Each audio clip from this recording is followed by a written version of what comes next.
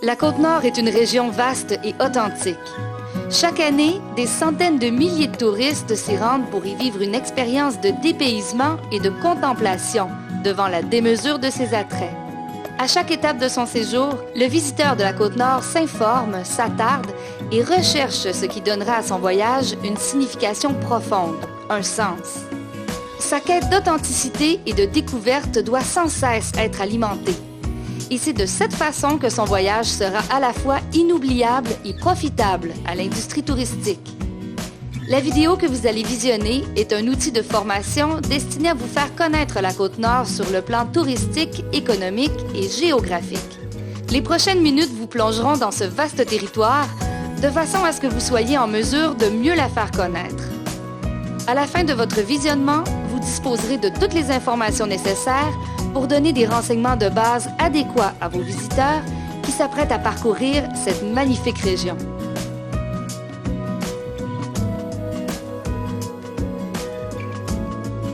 La région administrative de la Côte-Nord est la deuxième plus vaste au Québec, avec une superficie de plus de 350 000 km². Cette grande région compte 95 000 habitants, répartis dans 33 municipalités, 10 communautés autochtones et autant de territoires non organisés. Situé sur la rive nord du Saint-Laurent, le territoire de la Côte-Nord s'étend de la zone de l'estuaire maritime jusqu'au golfe. La rive nord du fleuve se caractérise par la grande profondeur de l'eau et la présence du courant froid du Labrador, ce qui en fait l'un des meilleurs endroits au monde pour l'observation des plus gros mammifères de la planète, les baleines. La Côte-Nord est reliée aux autres régions par plusieurs voies d'accès. Outre la route 138 qui traverse la région de Charlevoix avant de rejoindre la Côte-Nord jusqu'à Kegaska, la région est reliée au Labrador par les routes 389, 500 et 510 et à Terre-Neuve par le traversier Apollo. De la mi-avril à la mi-janvier, le Bella-des-Gagnés dessert l'île d'Anticosti et 7 municipalités de la Basse-Côte-Nord en formule croisière ou pour le transport général à partir de Rimouski, en passant par cette île, Havre-Saint-Pierre et Natashquan. Par voie maritime, on accède également à la région grâce à la Société des traversiers du Québec, qui relie toute l'année la ville de Matane à celle de Bécomo et de Godbout. Entre les mois de mai et d'octobre, 2 autres traversiers sillonnent le fleuve entre le Bas-Saint-Laurent et la Côte-Nord. La Compagnie de navigation des Basques relie Trois-Pistoles aux Escoumins et le CNM Évolution fait de même entre Rimouski et Forestville. Certaines municipalités de la Côte-Nord sont aussi accessibles par avion depuis Montréal, Québec et Rimouski, tandis que la compagnie Chewetin permet d'accéder par train à Emerald Junction, près de Fermont et Shefferville à partir de cette île. Riche d'un vaste arrière-pays, l'économie de la Côte-Nord est fortement tournée vers l'exploitation des ressources naturelles.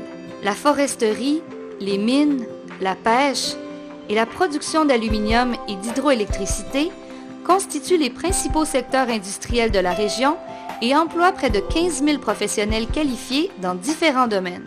Longtemps concentrée dans le pôle de Tadoussac, l'industrie touristique nord-côtière s'est quant à elle développée dans les dernières décennies. Aujourd'hui, elle constitue un moteur économique important pour la Côte-Nord.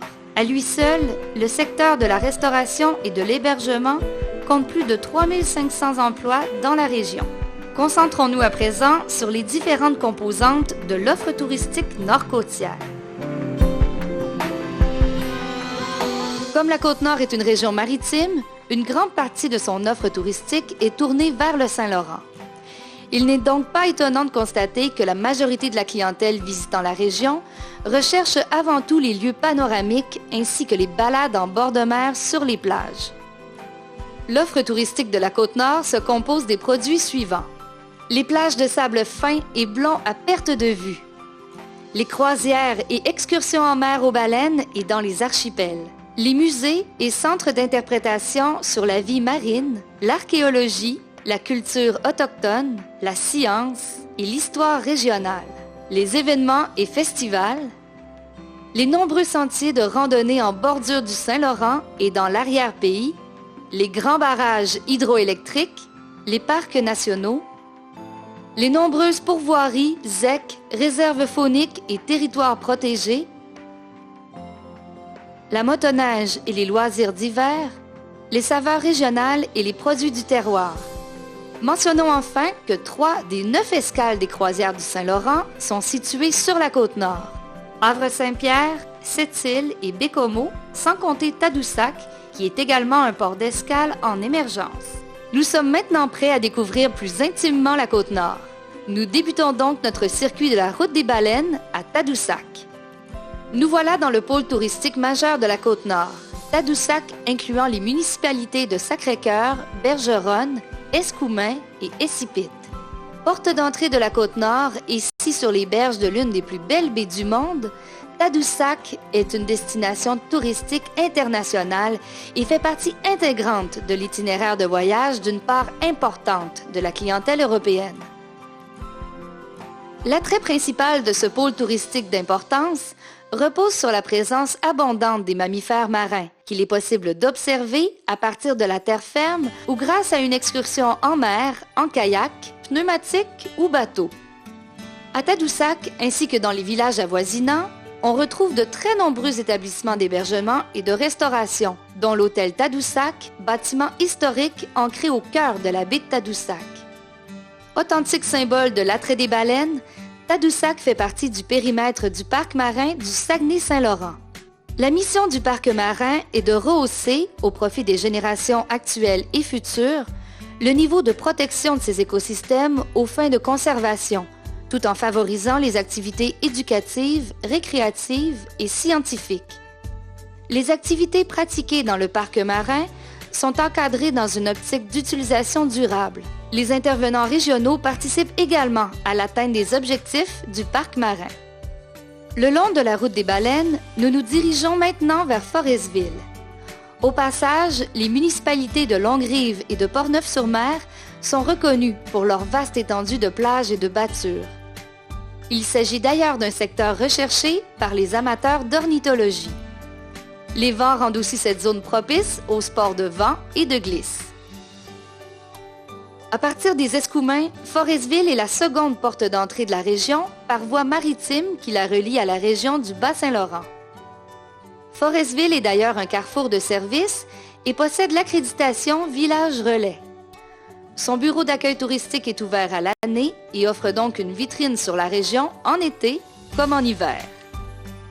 En direction de Bécomo, la péninsule Manicouagan, composée des municipalités de Ragno, Chutes-aux-Outardes, Pointe-aux-Outardes et Pointe-le-Bel, propose la route des plages.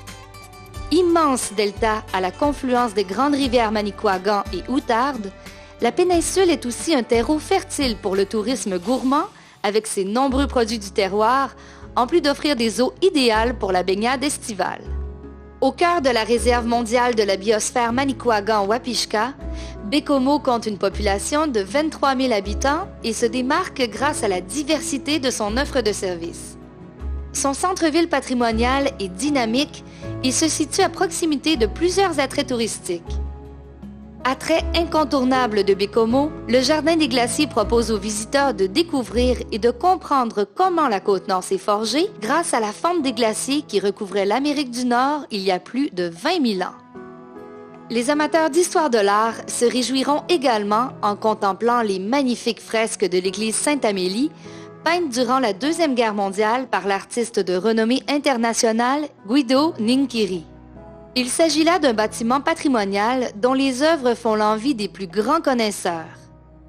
Bécomo propose finalement de magnifiques sentiers de randonnée, des plages et des excursions en mer pour l'observation des mammifères marins et l'exploration de son port industriel. Enfin, cette ville est la porte d'entrée de la route 389 menant aux grands ouvrages hydroélectriques et au Grand Nord québécois. Nous y reviendrons plus tard. À l'est de Bécomo, toujours sur la route des baleines, les panoramas sur l'estuaire du fleuve sont des plus impressionnants. Nous entrons effectivement dans le secteur des panoramas. Franklin, Godbout et Baie-Trinité proposent des attraits portant sur un aspect bien précis de l'histoire maritime du Saint-Laurent, les naufrages. Il est également possible d'en apprendre sur la culture autochtone ainsi que sur la vie en forêt des premiers ouvriers de la Côte-Nord. La route des baleines poursuit sa trajectoire sur une distance de plus de 1000 km. Au passage, 6 pôles touristiques se démarquent: Port-Cartier et Sept-Îles, Rivière-au-Tonnerre, l'île d'Anticosti, Havre-Saint-Pierre, Natashquan et Blanc-Sablon. À Port-Cartier et Sept-Îles, de longues plages naturelles accueillent les visiteurs. Pouvant également compter sur 2 des plus importantes municipalités de la Côte-Nord, ce secteur se démarque par son offre diversifiée en culture, services et plein air. Situé en bordure du golfe du Saint-Laurent, Port-Cartier, avec ses 6900 habitants, reflète la nature nord-côtière dans ce qu'elle a de plus typique. Les parcs de la Taïga et de la Rivière-aux-Rochers, ainsi que la promenade du Petit Quai, sont situés à proximité des services d'hébergement et de restauration. En périphérie de la municipalité, la base de plein air Les Goélands et la réserve faunique de Port-Cartier-Sept-Îles sont dédiés au plein air, à la chasse et à la pêche sportive et offrent différentes possibilités d'hébergement. Avec environ 27 000 habitants, cette île offre tous les services d'une ville moderne et s'impose comme une destination plein air incontournable. Des bateliers offrent des excursions en mer pour visiter l'archipel des Sept-Îles, ainsi que la possibilité d'arrêter sur l'île Grande-Basque pour de la randonnée ou du camping sauvage. La promenade du Vieux-Quai est le lieu de festivals et de spectacles extérieurs en été. La ville compte aussi un terrain de golf de 18 trous et une rivière à saumon renommée la Moisie. L'offre culturelle de Sept-Îles est une vitrine exceptionnelle sur la Côte-Nord, avec le musée régional de la Côte-Nord, le site historique du Vieux-Poste et la maison Chaputoine, qui propose un tour d'horizon de la culture des communautés Innu de Ouachat-Maliotenam.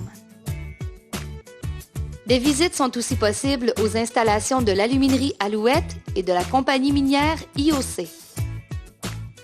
À l'est de cette île, nous nous rendons vers le pôle de Rivière-au-Tonnerre, situé en Mingani.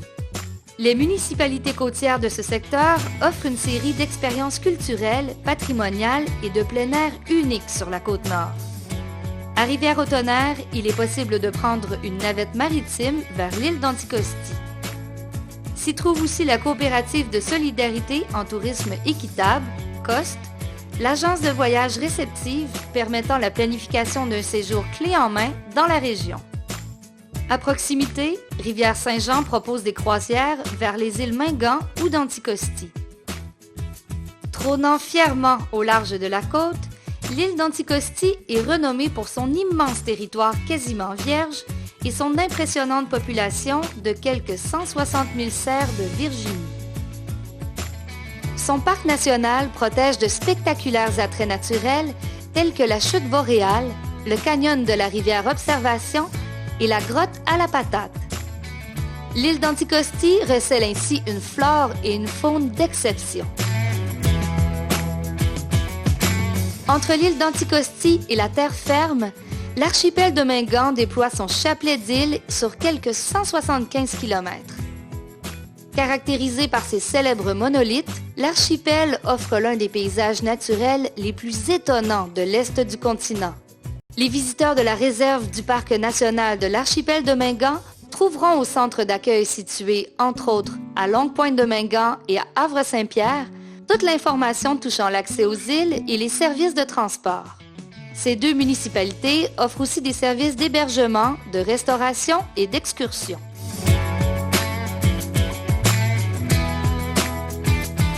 La route 138 se poursuit et traverse la municipalité de Bejuan-Betz, où plusieurs sentiers de randonnée pédestre sont proposés.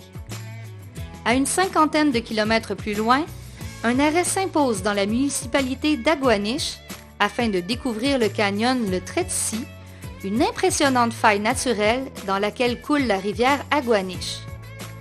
Enfin, Natashquan est un village bien connu, grâce au poète-chanteur Gilles Vigneault et au Festival du conte et de la légende de l'Inoukadi, qui met en valeur les cultures Innu et acadiennes.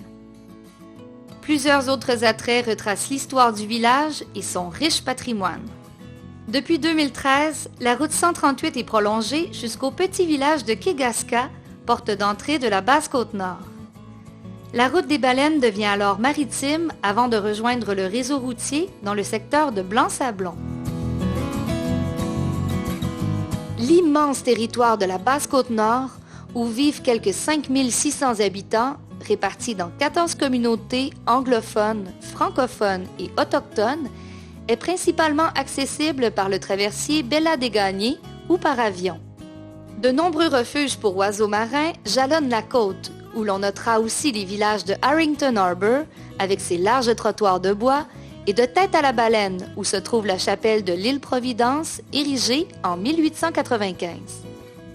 À partir de Blanc-Sablon, les visiteurs en quête d'aventure peuvent effectuer le circuit Grand Nord en passant par le Labrador en empruntant les routes 510 et 500.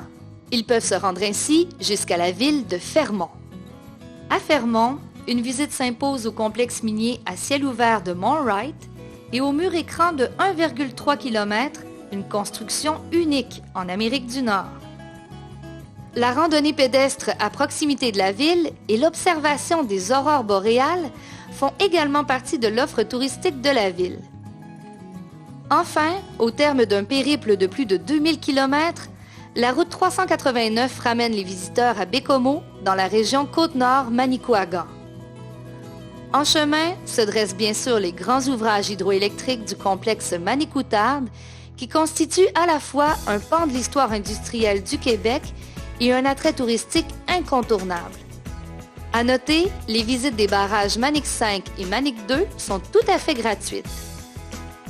Entre la route des Baleines et le circuit du Grand Nord, l'arrière-pays de la Côte-Nord foisonne de lieux de villégiature où les amateurs de chasse et de pêche peuvent s'adonner à leur sport favori. En effet, la Côte-Nord compte 82 pourvoiries et 8 zones d'exploitation contrôlées, communément appelées ZEC. Cela en fait l'une des régions du Québec qui compte le plus de territoires de villégiature dédiés à la chasse et à la pêche. Nous espérons que ce tour d'horizon de la Côte-Nord à vol d'oiseau vous a permis d'en apprendre davantage sur cette grande région et sur son profil touristique, géographique et économique. Les quelques éléments clés qui vous ont été présentés vous seront d'une grande utilité pour orienter adéquatement les visiteurs en quête de découverte. Gardez toujours à l'esprit que tous les déplacements touristiques sur la Côte-Nord sont tributaires des facteurs suivants: la distance à parcourir entre un point A et un point B, la température, la présence de travaux routiers et l'horaire des traversiers. D'autres facteurs sont importants à considérer avant de suggérer des activités aux visiteurs: la période de l'année, ainsi que l'heure de la journée et des marées. À votre service 7 jours sur 7 en période estivale, les lieux d'accueil et de renseignement touristique de la Côte-Nord se feront un plaisir de répondre à vos questions afin que vous puissiez fournir les bonnes informations aux visiteurs. En cas d'incertitude, n'hésitez pas à proposer le lieu d'accueil le plus proche. Où que vous soyez, un visiteur bien renseigné est plus enclin à prolonger son séjour. Profitons de leur présence pour contribuer au développement de notre industrie touristique.